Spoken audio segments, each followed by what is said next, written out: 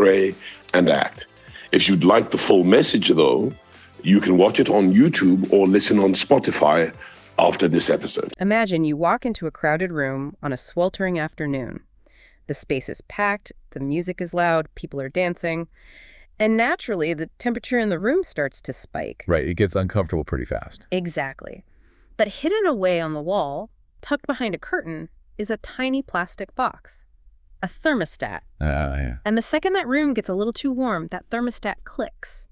You hear the hum of the chillers kicking in, the vents start blasting cold air, and before you know it, the entire room is forced right back down to its original factory setting. It's a completely automatic response, too. I mean, the thermostat has no awareness of the energy in the room, the mood of the crowd, or, what anyone actually wants. It doesn't care at all. Right. It only cares about defending that invisible baseline it was programmed to maintain.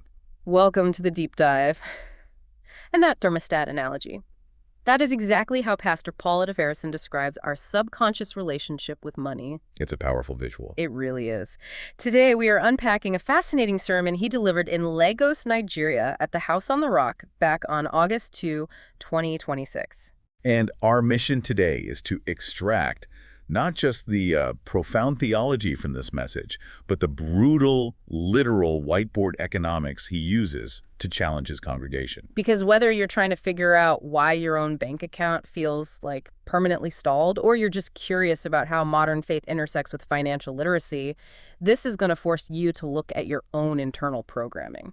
Okay, let's unpack this. So the foundational premise here requires dismantling a belief system that, well, most people don't even realize they hold. Oh, totally. It's deep subconscious stuff. Exactly.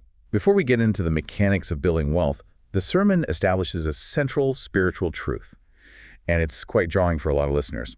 Basically, the idea that poverty equals piety is a complete fabrication. Which is wild, right? Because that idea is so deeply ingrained in global culture.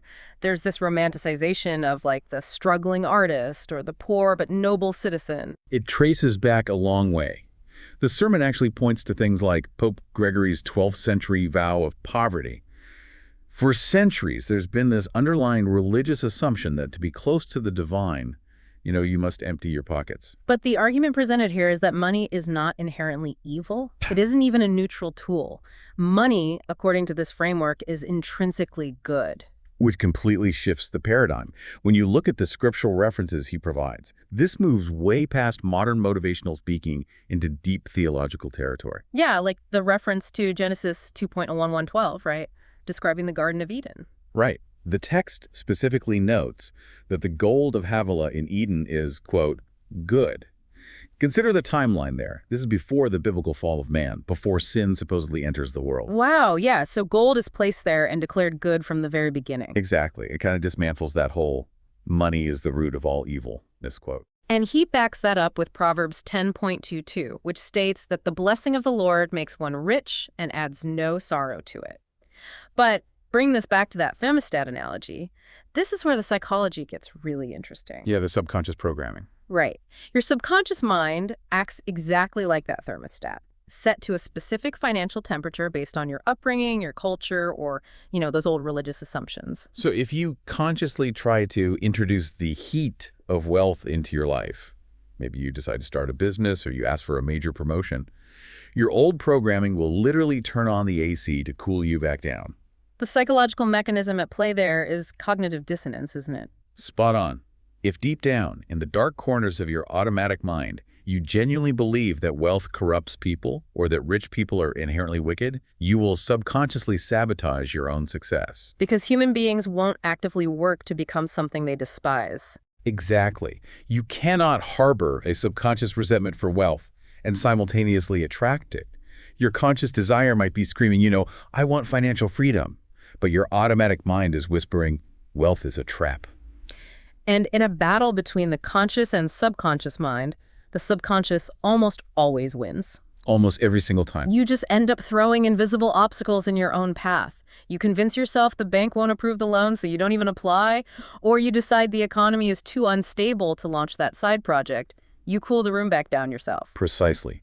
The mindset reset has to happen first, or all the economic advice in the world is just useless. Right. But once that hurdle is cleared and you accept that wealth is not a moral failing, a massive question emerges. What's the actual purpose of it? Exactly. If the purpose of wealth isn't just to hoard cash and sit on a pile of gold like a dragon, what is its actual divine purpose? That is where his definition of dominion gets a total overhaul. The sermon brings up Genesis 1.2628, the mandate for humanity to have dominion over the earth. For a long time, people have interpreted that word as domination, like ruling over other people with an iron fist or conquering territories. But the interpretation here is entirely different. Dominion does not mean dominating people. It means extreme productivity that releases leadership. Extreme productivity. I like that. So wealth, in this framework, is simply the compensation you receive for obsessing over other people's problems. Yes. It is a metric of your utility to society.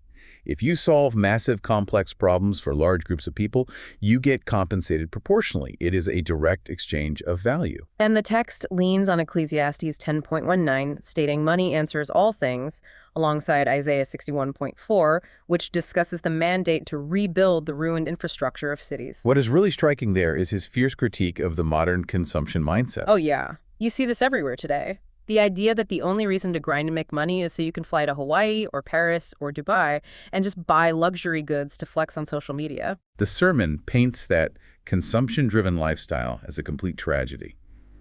The true purpose of wealth is to establish a higher covenant on earth. It's meant for building schools, paving roads, and tackling massive societal exploitation. You see this play out on a global scale, right? Look at the geopolitical situation mentioned in the text regarding foreign entities. Specifically, extracting lithium in Nigeria without paying proper duties. Right, like China and other foreign interests. Exactly. The underlying point there isn't just about trade policy, it's about leverage. You cannot combat exploitation, you cannot protect your resources, and you certainly cannot negotiate on the world stage if you do not have the wealth and infrastructure to back up your voice. Capital is the amplifier for your values. It is the ultimate defense mechanism against exploitation. Because if you're entirely dependent on someone else's capital, you are subject to their rules. Yep, you have no say. Here's where it gets really interesting. To illustrate this concept of problem-solving and compensation, the sermon uses the story of David and Goliath. And it is a completely fresh take. It really is. We usually hear that story in Sunday school as a simple lesson about having faith and courage when facing giant obstacles. But the lens shifts here. When David looked at Goliath, he didn't just see a terrifying problem that had paralyzed the entire national army. He saw an unprecedented economic opportunity. Right. Yes, he was motivated by defending his faith and his nation's reputation. But before David ever picked up a stone, he explicitly negotiated his compensation. He literally asked what the reward was for killing the giant. And the reward was massive wealth and zero taxes for his family forever. Talk about a good deal. He solved a catastrophic national security problem, and he was heavily compensated for it. If we connect this to the bigger picture, it completely reframes the concept of ambition. It does. There's this prevalent tendency, especially in religious or spiritual circles, to practice a sort of false humility. People will say things like, I just want enough to pay my bills and be comfortable. I don't need to be rich. Yeah, you hear that all the time. But the pastor argues that this mindset is actually incredibly selfish. Wait, really? Equating the desire to just be comfortable with selfishness, that completely flips the script on what most of us consider humility. I know, but if you unpack the logic, just wanting enough for myself means you are only thinking about yourself. The sermon compares it to Adam being alone in the garden before Eve. Oh, I see. If your income strictly covers your own rent and your own groceries, you have generated absolutely zero surplus. And without surplus, you cannot fix your community, you cannot build that school, and you cannot help a neighbor in crisis. You are effectively useless to anyone outside of yourself. You're surviving, but you aren't a blessing to anyone else. Exactly. But, you know, knowing this grand, world-changing purpose of wealth is great in theory. It sounds inspiring on a Sunday morning. The challenge is, how does the average person actually achieve this on a Tuesday morning? Right. How do you execute it? Yeah. This is where the deep dive transitions from theology into what is essentially a literal whiteboard economics lesson. And it's a stark, unforgiving look at how money actually flows. The visual he uses is the wealthy house, which maps out different windows representing cash flow for different classes of people. So if we visualize this house drawn on a whiteboard, first, there is the poor. Right, the poor class. Their income comes in through the main window, and it immediately goes straight out the payment window to cover basic survival. Rent, food, electricity. They run out of money before they run out of month. There is zero retention. It's just a pass-through. Exactly. Then the focus shifts to the middle class, and this is where his critique is the sharpest. Yeah, he doesn't hold back here. Not at all. He says the middle class uses their income to buy what are termed wealth-diminishing liabilities. They're systematically borrowing from tomorrow to fund the illusion of wealth today. Wait, wealth-diminishing liabilities, we're basically talking about taking on debt to buy things that immediately lose their value, right? Oh, absolutely. Like financing a brand new car that depreciates by 20% the literal second you drive it off the dealership lot. Or maxing out credit cards to buy wildly expensive shoes and designer bags just to look rich on Instagram. That is the tragic irony of the middle-class trap. The desire to appear wealthy is so overpowering that people will borrow money at fraudulent 30 to 35% interest rates just to maintain a superficial image. 35%? That's insane. You're wearing your capital on your body instead of putting it to work in the market. You are enriching the banks to impress strangers. It is a devastating cycle. And the sermon points to Proverbs 12.24, which says, "The diligent hand will lead, but the lazy will end in forced labor." This raises a really important question about the fundamental difference between hard work and smart work. In the modern world, forced labor isn't necessarily physical chains or an overseer with a whip. It's invisible chains. Exactly. Modern forced labor is punching a clock endlessly, working a job you despise just to pay off the exorbitant interest on your credit cards. You are a slave to your own debt. You are working for the lender. Okay, but I have to push back here because it's very easy to stand at a whiteboard and say, don't be middle class, don't buy liabilities, stop getting into debt. Sure. But if someone listening to this right now is earning, say, 100,000 naira a month, and they are working 80 hours a week just to keep the lights on and feed their kids, Right. how exactly are they supposed to just magically transition into this wealthy house? If every penny is spoken for by basic survival, where is the surplus supposed to come from? That is the absolute core question. And honestly, it is the harsh reality that ruins most financial advice. The transition from the poor or middle-class house to the wealthy house is not magic. No, it's not. And the sermon doesn't pretend it is. It requires a brutal, temporary season of extreme sacrifice. To answer your pushback, if you are making 100,000 naira and it takes 100,000 naira to survive, you are trapped in a system where you are trading finite time for finite money. Because you only have 24 hours in a day. If your income is strictly tied to your hours worked, your wealth has an unbreakable ceiling. Exactly. So to break that ceiling, you have to engineer a gap between your income and your expenses. This requires a phase of radical lifestyle deflation. The sermon calls this cutting your coat according to your cloth. So what does that look like practically? If you're making 100,000, you have to figure out how to live like you are making 70,000. You have to starve your wants to feed your needs. You have to actively choose to look poor for a season so you can actually become wealthy later. Wow. It means no new clothes, no eating out, no upgrading your phone. You shrink your life down to the absolute bare minimum to create a sliver of surplus capital. It is a deliberate season of starvation to create seed money. And what do you do with that seed money once you have it? You take that 10 to 30% of your income, even if that percentage is incredibly small at first, and you start building or acquiring wealth-producing assets. Things that generate money while you sleep. Yes, this is the only exit strategy from selling your time. Let's break down the mechanics of those assets, because the sermon gives some amazing specific examples of this happening in real life. First, there's a mention of a woman in the congregation who spent 7 years writing a book. Yeah, she put in the agonizing, unpaid hard work up front. Right. But now she is earning passive income globally on Amazon. Look at the underlying mechanism of leverage there. Writing a book or creating any piece of digital media has a zero marginal cost of reproduction. It took her 7 years to write the first copy. But it takes 0 seconds and $0 to print the 1,000th copy digitally. Exactly. She created an asset once, and now it works for her perpetually, generating revenue in multiple currencies while she sleeps. Her time is no longer tied to her income. It's completely decoupled. Another example given is the pastor's own father, who bought a plot of land on Akinadesala Way decades ago. This is a classic example of land banking. Right, but Akinadesala Way wasn't always the prime, high-value real estate it is today in Lagos. It took immense foresight. The mechanism of wealth there is relying on asset appreciation and infrastructure development. You buy the land when it is cheap, in the path of progress, and you just hold it. The asset multiplies in value over time, not because you are working 80 hours a week, but because the city is growing around it. Yeah, it's a long-term play that creates generational wealth. He also mentions the music industry. Instead of just being an artist who sings and gets exploited by the system, the call is to build a label that treats artists fairly. Which is really about owning the system of production, rather than just being the labor inside the system. It all comes down to ownership, but building those assets takes knowledge, which leads to perhaps the most practical advice in the entire message. Rethinking your spare time. Yes. The sermon challenges the listener to look at their commute. Stop just listening to the radio or playing music in your car. Turn off the passive entertainment. Right. If you're stuck in traffic for 2 hours a day, that is prime time to study biblical and global economics.